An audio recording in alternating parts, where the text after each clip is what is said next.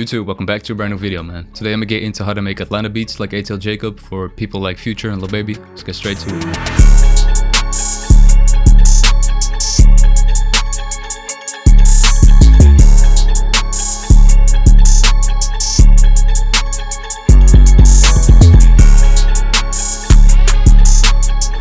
Alright, so I got FL opened up and I think I'm gonna be going for something around 160 BPM. Yeah, I'm gonna just open up a random VST and get straight to the melody. Alright, so I got Electro Expo up and I think I'm gonna look for a pluck preset to lay a basic foundation down for the melody to get something started. Alright, that sounds good for now. I'm gonna go into the scales right here, skill highlighting, and I'll probably start in C sharp minor.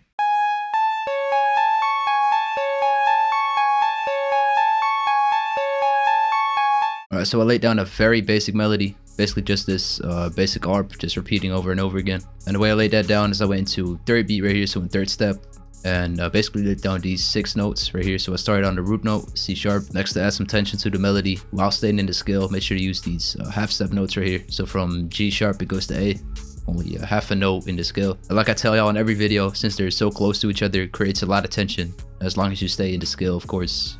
Next I pitched this C sharp up an octave and added the same 2 notes after. Then I copied that straight over to fill out the 8 bars. So I think I'm gonna switch up the preset a little bit now.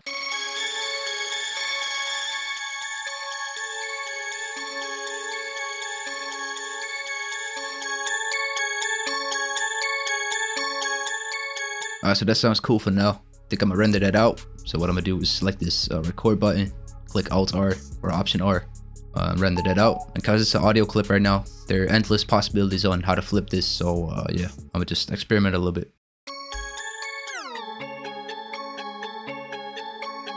Okay, that sounds cool. I think I'm gonna make it unique and play with the stretch a little bit right here.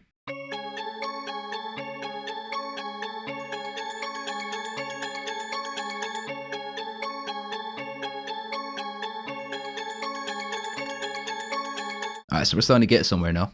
What I did is using the stretch knob, I kind of stretched it to be shorter, so it basically speeds up the melody, if that makes sense. Next I pitched it up an octave, so it's an octave higher compared to the melody we have right here. That's basically just to make it stand out, otherwise they would be in the same frequency range and they would clash a lot. Next, using this button, the show fade editing controls, I kind of made the velocity go up, so it kind of fades in a little bit. Since the whole melody sounds pretty mono now, I think I'm gonna use this pan knob to either pan it out to the left or the right. And by panning this out, you really give the sample its own spot, its own little place in the sample, because this melody right here is pretty mono, pretty in the middle.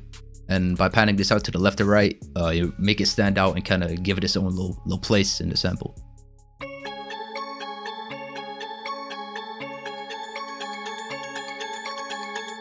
And pan this out to the right. Yeah, I like to keep my things organized in my projects, so what I'm gonna do is render this out again. So instead of 2 audio clips, we now basically have 1, and it's way more clear.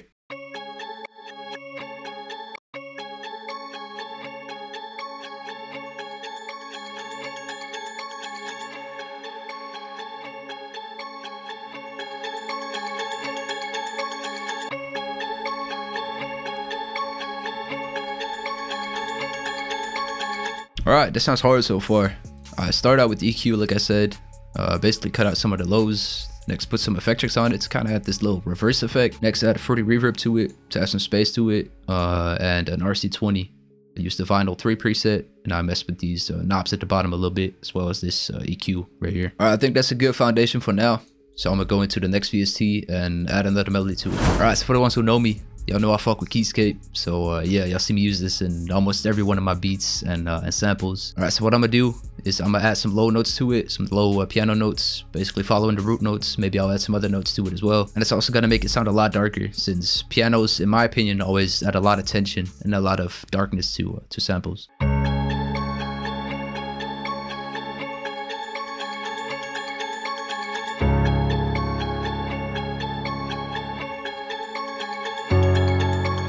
Like I said, makes it sound very dark. Also adds a lot of tension to it. So the way I laid this down, followed the root notes right here, C sharp, as well as here, and then I added this F sharp right here to it. Next, instead of it being 1 note, what I did is pitched it up and down an octave just to make it sound a little bit more full, add some more character to it.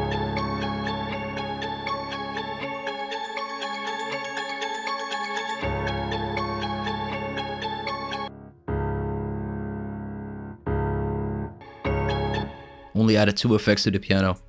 Basically EQ, cutting out the sub lows and boosting some of the high mids, as well as the same reverb preset to blend it in with the main melody right here, to add some space to it. And when making the samples or melodies for these type of beats, most of the time they're fairly simple, fairly repetitive, so you don't want to go too crazy on it. So you want to leave a lot of space for those artists, since they usually use their own voice as an instrument, if that makes sense.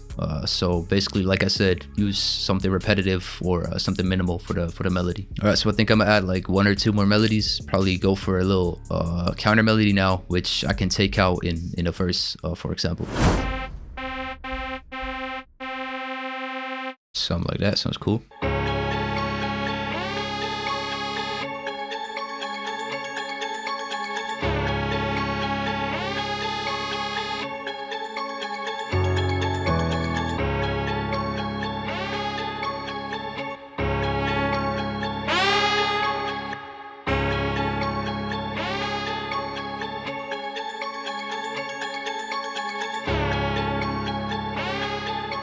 Alright, so like I said, added another counter melody to it, some more high frequencies. So I only laid 2 notes down using this preset right here in Electra X. Next, I added some effects to it. Started out with Shaper Box, and I used this filter preset. Next, automate the volume a little bit to kind of sidechain it.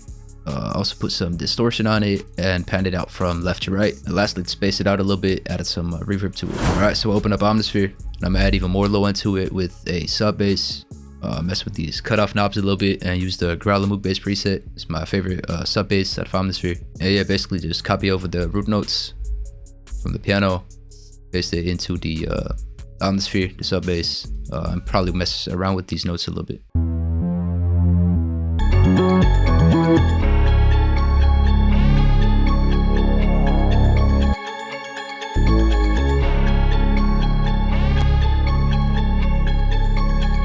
Alright, so for the sub bass, of course you got the root notes of the piano, but I also added some little intervals, if you can call it that. So I added one here and also one over here, which is basically the root notes right here, the F sharp and the E. It's in a 1 octave and another octave, so it's basically the same note in 3 different octaves. And because these notes are so high, they added a lot of high end to it, so I added 1 EQ on it to cut some of the high end out.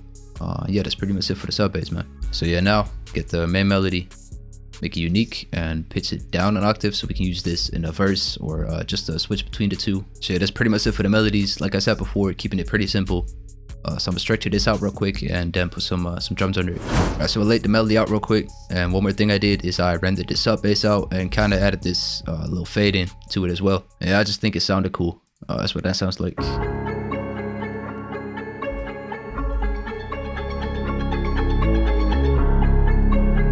That's hard, man.